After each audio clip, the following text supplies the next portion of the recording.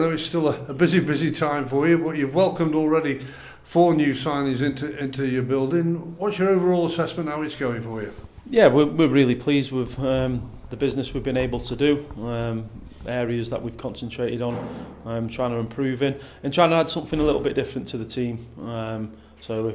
During games, we've got different types of qualities to be able to bring onto the pitch to change the dynamics. But overall, Josh and Joe worked really hard to identify the players. And then I would say that the players coming in, they've been smooth transitions, a few conversations with agents. We're delighted to have them. You've mentioned that there you're looking to bring in a few players who have got something different to the game. Is that something that you discussed at the end of the season that you thought you needed? Well, we just thought it was. We maybe had 2 similar types. Wingers. Jack's come in, a different type of winger than what we've got. We feel we've got the pace, people to be able to take people on. He's more of a jinker and will come inside and pick pockets of space up, particularly coming in from the right hand side. So we just feel it brings different dynamics, and we'll be able to give the opposition a little bit more. Give them something to think about a little bit more, depending on if they start, if we bring players on. So I think it just freshens up the dynamics of the squad a little bit. Elliot Nevitt and Luke Offord were early departures for you. Another one went in the last 24 hours in Rio Adebisi. Been a good servant, had a terrific last season, didn't he? Arguably his best ever season since he's got into the first team. Yeah, and he's an outstanding young man, Rio. It's been a real pleasure to be around, a real mature head on young shoulders. And he's got a deserved move to a good club who look to develop their own young players. They do it in their model and they bring young players in. And I expect him to go again. And I spoke to him and I said, don't just settle for this one. Push to get that club into the Championship where they want to be, and then see what's ahead for you after that. But obviously disappointed to lose a really good player. I thought he was probably our standout player throughout the season last year in terms of consistency. Like I say, real mature young man. Handled the situation brilliantly, really good, mature, spoke to me and the chairman, and not an ounce of trouble from him. And it's obviously got over the line, and I wish him nothing but good luck because he's a top fella. You'll be well pleased that happened, that you were able to get it over the line, because it was one of those that could have become tricky, couldn't it, with the way he ages? Yeah, it can become tricky. Look, all I did is spoke to Rio. That's my job. I wanted to make sure Rio was okay. I think it's easy just to think they're sitting at home waiting for things to happen, and it's not the case. I wanted to make sure he was all right. From that's the other side of things. It could have got tricky, and depending on where he went to and moved to. But I think everyone's been sensible in the end, and figured out what's best for the football club, but also what's best for Rio. Your recruitment drive is still going on. Just one more player that we can probably just bring an update on. Whether you've got any update, who knows? You never know whether they keep in contact with him once they've gone out of the door. It's Courtney Baker-Richardson. Yeah, dialogue's going on. Courtney's doing what he's entitled to do in terms of being a free agent. Looking after himself as well, staying fit. He's going on camps to stay fit. There's dialogue going on. Hopefully in the next couple of days, we'll know exactly where we're at with that one. What do you make of this time of the year like now? Because those existing contracts have now expired, and they've either got no club to go to, or they're going in as a favour. And obviously the wages sort of go down and don't see any payment. Is this time of the year better now for trying to get the deals over the line for you?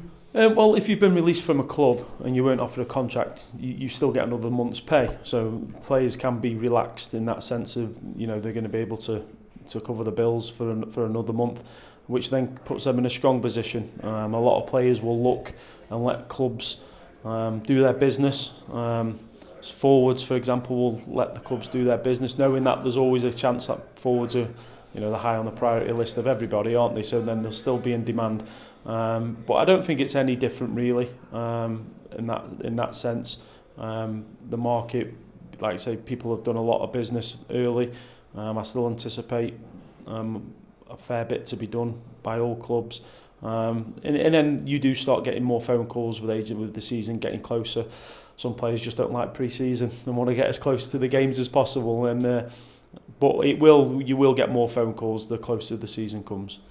But it does hot up. There's no doubt about that. And I guess you work very close to your recruitment team led by Josh, and you talk a lot with your coaches. So you're hopeful of still getting more business done for your own squad. Yeah, definitely. I'd like a couple more permanent signings to come in, and then we'll have to assess it from there. I think the initial thing is Rio's left, so people expect to get a left back. That might not be the case. We think we've got people in the building who are going to have to step up to the plate and deserve an opportunity to now progress their careers, because we have to be mindful of where else we need to strengthen in the squad as well with what budget we've got. So there will be opportunities for our young players to step up and take their opportunities like Rio has done. But we are hopeful of getting some business done, and then the loans generally come. The Euros are going on, for example. That means squads are thinner. They've got younger players then training with the players that aren't in the Euros.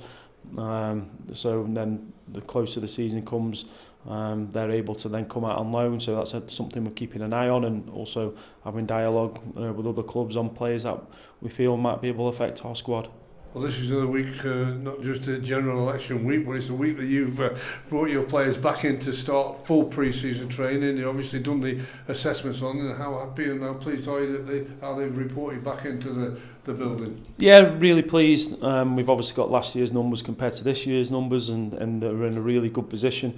The footballers look after themselves. They're brilliant. We tell them to rest, and then they go off and do things. They get a programme after a couple of weeks to do, but they look at young people look after themselves much better than when I was playing football. They certainly do. To be fair to them, they've come back and the scores are higher. It would be nice to get all the squad together that we wanted to start pre-season.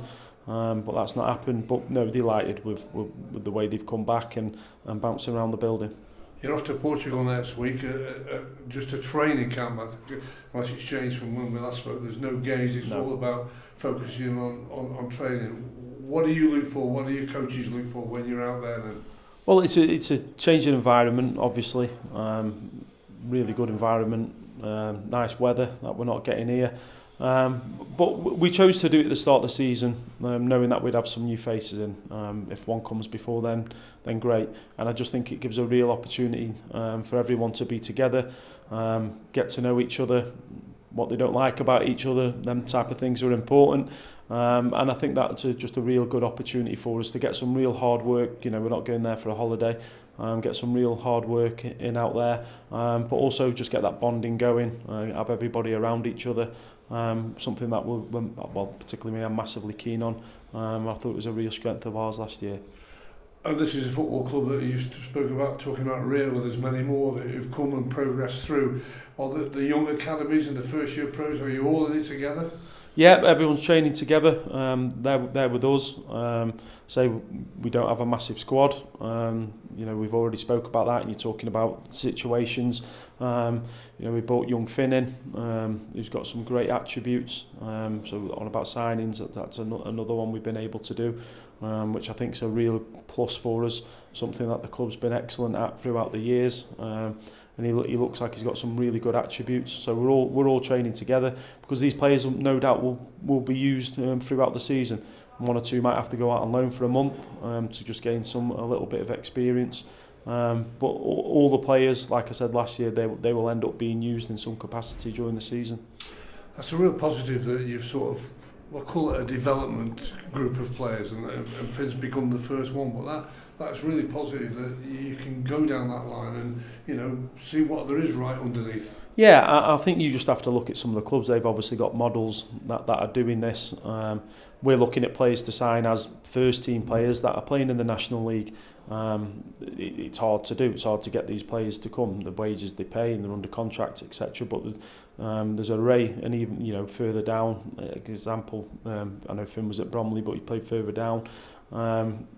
There is a lot of talent out there, and we have been trying to get these players in, because there'll be some gems out there. There really will. then it's easy then to compare. Your Luke Varney's coming in, Colin Little's coming in, but we've got to work hard to make sure we're getting the right type of player, then give them the time. You say development, we've got the coaches here that are going to be able to work with them and not change them, but just try and help them understand the game a little bit more, what they're good at, really hone in on that. Like I say, I like the attributes Finn's got, so I anticipate him being somewhere in and around it at some point this season. You set your fixtures in stone now, that what you're doing once you come back from Portugal, you're expecting to be challenged as you start your first one to the last one, which is going to be Blackpool, before you go ahead with your season at Barrow where you kick off. Yeah, there's all different challenges in them pre-season friendlies. Ones will be fitness, making sure the players are working hard. There'll be opportunities with the teams we're playing against to work with stuff without the football. There'll be loads of opportunities for us to work with the football under severe pressure. I assume Stoke are going to come and press us, and Blackpool will be the same, being the higher division. So there's loads of opportunities for us to work on different things, different shapes. We like to play 3 at the back and 4 at the back fluently throughout games, so there'll be loads of opportunities for us to look at that and how that might work throughout the season. So loads of positives with what we've been able to select, and other teams agreeing for us, which I think is a real mixed balance for pre-season. Just looking overall at League Two, you quite rightly pointed out, in a couple of injuries we've done, since the season ended, the Stockports, the Mansfields, teams like that, the Wrexhams of this world, in the end all got up there and went into League One. How do you view this time around? Do you see it as though there's been some big hitters coming into the league already, but do you see it as though it's going to be more open and more tighter? I think there will be a bigger group of teams aiming for that top 7 position. I do, and I think in a funny way that probably makes it harder because of the way we all thought in the end them 3 teams would. We were in a really good position at one point, but we did think them 3 teams in the end would pull away like they did and got promoted. But I just think it'll be harder because I could reel off 10 teams now that have invested heavily in their squads. Teams coming up, got that momentum. Teams that have come down have invested. So I think there'll be a bigger group of teams with an eye on. Everyone has an eye on the playoffs, don't they? That's the easy thing to say. We want to get in the playoffs, but I just think there'll be a bigger group with tougher games, more tougher games, closer games throughout the season.